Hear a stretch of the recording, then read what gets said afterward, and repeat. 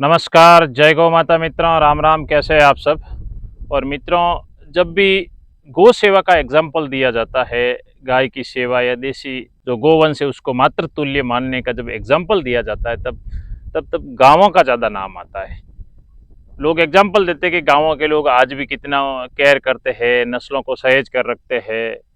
तो मुझे कहीं न कहीं क्या है कि ऐसा लगा है पिछले विशेषकर 3 वर्षों में, हालाँकि अच्छे लोग भी हैं, लेकिन जो गाँवों में भी है, जो लालची प्रवृत्ति है या एक तरफ को कहने को तो गौ माता कहते हैं, दूसरी तरफ कथनी और करनी में जो फ़र्क होता है और जो लालच प्रवृत्ति है, उनकी तादाद बढ़ती जा रही है। उसका आपको मैं आज 2 लाइव एग्ज़ाम्पल से आपको मैं ये बता रहा हूँ। देखिए आप मेरे साथ समझिए इस चीज़ को कि कैसे हम गाय तो वैसे गौ माता कहते हैं, फेसबुक, व्हाट्सएप पे सब सोशल मीडिया पे कुछ करेंगे, ये गौ माता वो फलाना ढिकना सब कर देंगे।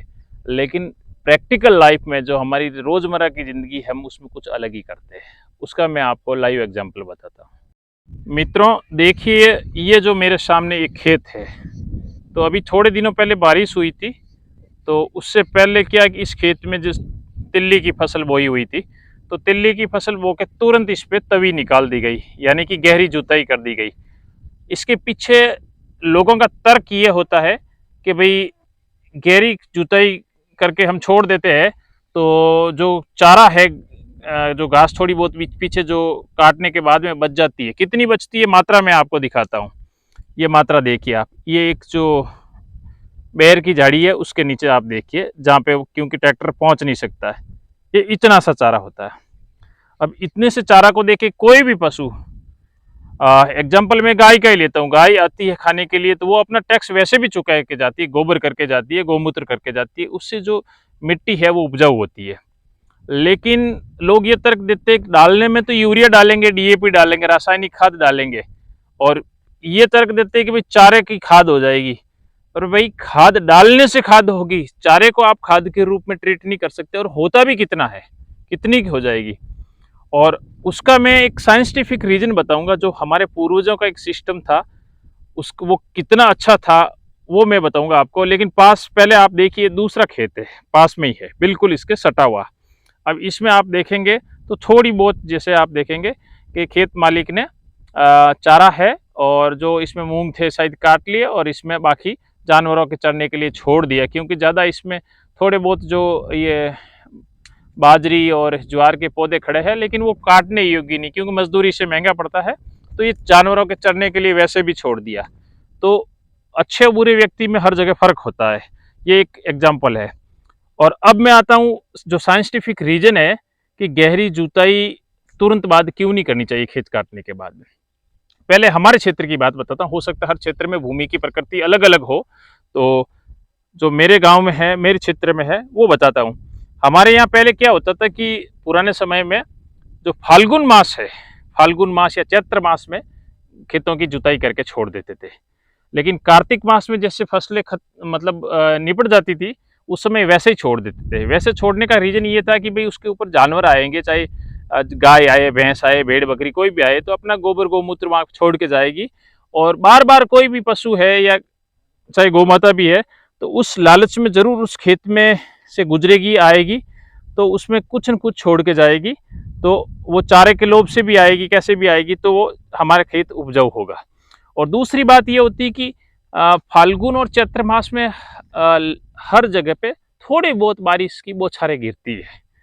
मतलब पिछले मतलब मैं जन्म से देख रहा हूँ, बहुत सारे वर्षों से थोड़ी बहुत बरसात कहीं होती है, मतलब उतनी भी नहीं होती, लेकिन हल्की सी जो भूमि है वो गीली हो जाती है।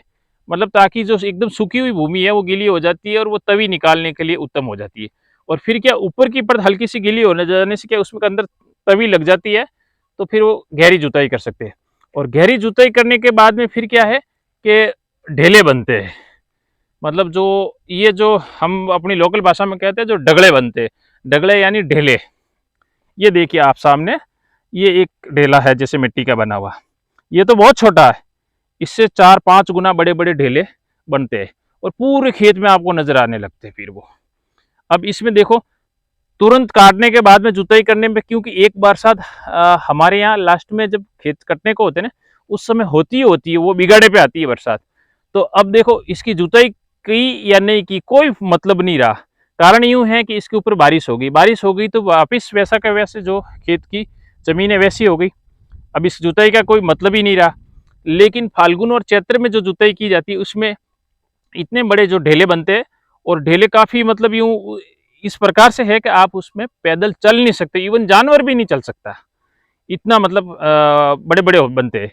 तो उसमें क्या है कि फिर चैत्र बैसाख ज्येष्ठ तक वो क्या है कि हमारे इधर लूएं चलती है, आंधियां आती है और तेज हवाएं चलती है, जो कि पश्चिम की तरफ से आती है। और पश्चिम की तरफ आती है तो फिर वो अपने साथ मिट्टी भी लेकर आती है, जिसको हम अपनी लोकल भाषा में कहते हैं उड़ान की मिट्टी, मतलब उड़ के आने वाली। और वो मिट्टी होती है मित्रों के साइंटिफिक भाषा में कहूँ तो ह्यूमस, यानी कि खाद की ऊपरी परत, प्योर, जो हवा के साथ उड़ के आती है और वो इन ढेलों में आके अटकती है। और जैसे ये जैसे पश्चिमी दिशा से इस ये बड़ा सपोज मान ले ये सामने कि ये ढेला है, तो इसके जो दूसरी साइड में उससे टकरा के दूसरी साइड में यहाँ छोटी छोटी छोटी छोटी ढेरियां बनती जाएगी, मिट्टी भरती जाएगी। और वो मिट्टी में जब फिर क्या बारिश होती है और फिर उसमें फिर बुआई होती है, तो उसकी फसल की रौनक ही अलग होती है और फसल की पैदावार ही अलग होती है। तो मतलब ये कहीं ना कहीं हम तुच्छ लालच में हम पूर्वजों के ज्ञान, संचित ज्ञान को भूल रहे हैं, और इससे मतलब उल्टा अपन कहीं ना कहीं रासायनिक खाद और कहूँ तो जहर की तरफ ज़्यादा बढ़ रहे हैं। ये हमारी लालची प्रवृत्ति है। और मित्रों, दूसरा एग्जाम्पल ये है कि इस बार की बात बताऊं, हालांकि हमेशा ऐसा ही होता है, लेकिन इस बार की आपको अगर बात बताऊं तो हमारे इधर क्या है, जैसे मूंग की खेती काफ़ी की जाती है। जो मूंग का पीछे चारा बचता है वो हालांकि दूध देने वाली गायों को तो ज़्यादा नहीं खिलाते हैं, क्योंकि दूध कम भी पड़ता है। और फिर क्या है कि ज़्यादा अगर खिला दे तो गायों को दस्ते भी लगती है, तो ठीक है कुछ मात्रा में चारा मिक्स में खिला लेते हैं, तो जो दूध नहीं देती है तो उन गायों को खिला लेते हैं, तो वो क्या थोड़ा सस्ता पड़ता है। तो मैंने ये प्रवृत्ति देखी है, मैं अपने गांव की बात बताऊं, और लगभग लगभग ये प्रवृत्ति हमारे क्षेत्र में है, और भी खैर दूसरे क्षेत्र में होगी तो वहाँ दूसरी फसलें होगी। तो मैंने ये देखा कि बहुत कम लोग आजकल जानवर रखते हैं, और गायें तो और भी कम रखते हैं। तो लेकिन वो क्या करते हैं कि आजकल चारा है, जैसे मेरे खेत में चारा हुआ और मेरे पास जानवर नहीं है, मुझे बेचना ही बेचना है वो, ठीक है, और मैं बेच रहा हूँ। तो अब मेरे पास कोई गोपालक आया तो ठीक है, सपोज मैंने 1000 रुपये में उसको, लगभग उतना है अगर चारा है तो वो देख लेते कि भाई कितना ट्रॉली किस हिसाब से होगा, तो अगर इतना सा है तो वो उस हिसाब से। तो उससे पहले क्या है कि गांव में ऐसे लोग, कुछ लोग मतलब काफ़ी तादाद में बढ़ रहे हैं, वो क्या करते हैं कि चारे का स्टॉक कर ले। स्टॉक यानी उसके कृत्रिम रूप से उसका कमी पैदा कर देंगे। और दूसरी बात, वो जाके 200 रुपये ज़्यादा दे के खेत मालिक को और तुरंत जाके वो ले लेंगे। मतलब अगर खेत में जैसे कोई गोपालक होगा तो उसको लगेगा कि 1000 रुपये में मेरे को पहुँचा जाएगा, मतलब 1000 रुपये में ठीक है, या जो भी है 100-200 ऊपर नीचे जो भी है। लेकिन वो क्या कर देंगे, 500 रुपये 200 रुपये ज़्यादा जाके दे देंगे। अब क्या है कि गोपालकों की, हम जैसे गोपालकों की मजबूरी बनती है, फिर उनसे हम चारा लेते हैं। हालांकि चारा वही है, लेकिन बीच में वो मीडिएटर आ जाता है, मतलब चारा वो भी खेत से नहीं उठाता, लेकिन वो आगे से आगे पकड़ा देते। इस प्रकार की प्रवृत्ति भी बढ़ी है। और दूसरी बात, हर बार यही होता है। और आजकल क्या है कि खेत मालिक भी इतना लालच प्रवृत्ति होगी, बस लालच प्रवृत्ति भी उतना कोई ज़्यादा कुछ नहीं मिलने वाला है, 200 400 500 का मामला है, लेकिन उसमें लालच इतना हो गया है कि भाई उसके लिए मैं वेट करूंगा, इंतजार करूंगा, थोड़ा भाव बढ़ाए, थोड़ा भाव बढ़ाए, थोड़ा भाव बढ़ाए, और उसके चक्कर में क्या चारा होता है खराब। उसका एग्जाम्पल हर साल यही होता है, मैंने देखा। और इस बार भी ये हुआ कि मूंग का जो चारा है वो जैसे कंबाइन हार्वेस्टर से कटवाया हुआ, और पीछे वो के वो पड़े रहते हैं डेरी की डेरी अलग अलग, तो उसको क्या कि इधर से उधर, या तो एक दिन के बाद में उसको पलटी मारनी पड़ती है, हवा लग गया ताकि वो सूखे, और नहीं तो फिर क्या नीचे लग जाती है दीमक, और ऊपर से वो फिर काला पड़ने लग जाता है, क्योंकि उसको हवा भी अंदर जानी जरूरी है। तो और फिर क्या कि ऐसे जो फसल कटने का समय होता है उस समय बारिश आने की संभावना, इस बार तो बहुत ज़्यादा बारिश हुई। तो अब क्या है कि पहले कई मतलब मैंने कई खेत मालिकों से जब चारा खरीद रहा था, उस समय पूछा भाई आपके मूंग का चारा है तो बेचना है क्या, कि नहीं नहीं हमने तो बेच दिया, जबकि किसी को नहीं बेचा।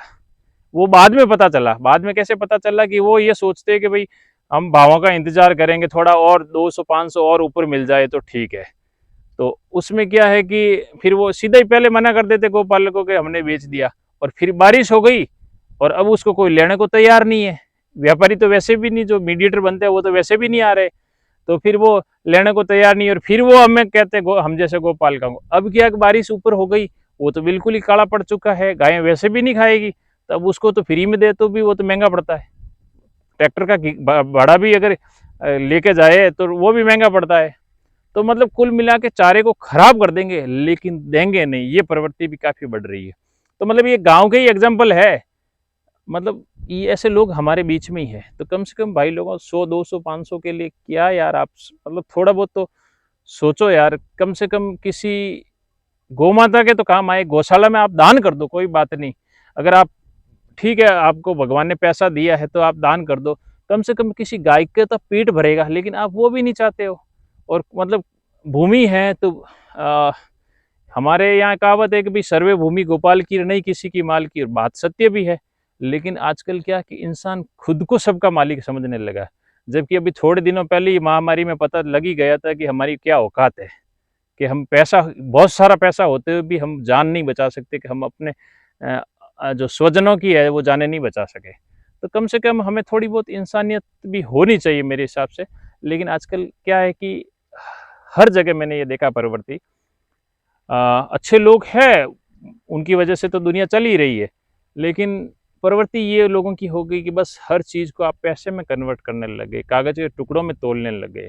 तो कहीं न कहीं मुझे लगता है कि ये हमारी दोगलापन है, कि भाई हम एक तरफ तो सोशल मीडिया पे दिखावा करते हैं, या अमावस पूर्णिमा के दिन जाके गायों को थोड़ा सा चारा 50 रुपए का डाल देते हैं और उसकी फ़ोटो पोस्ट करते हैं, और फिर रियल लाइफ में जहाँ पे हमें मदद करनी चाहिए, जहाँ पे हमें वो डिसीजन लेना चाहिए, वहाँ कुछ करते ही नहीं। हमारी कथनी और करनी में कितना मतलब फ़र्क है, कितना दोगलापन है हमें हमारी बातों में।